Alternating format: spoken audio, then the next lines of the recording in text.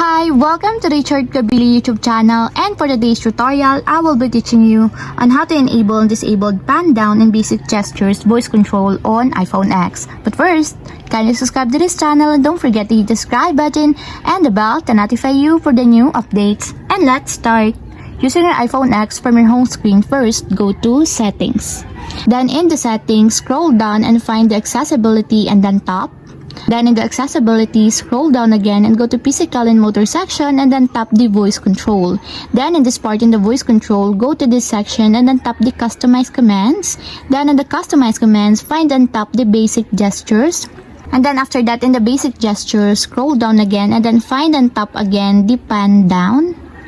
Then in the pan down, as you can see that it is already enabled. But you have to activate also the switch button under the confirmation required to fully enable the pan down in your basic gestures until it becomes green.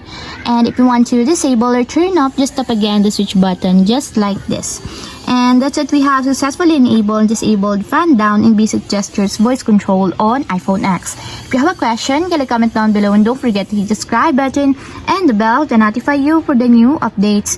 And thank you for watching!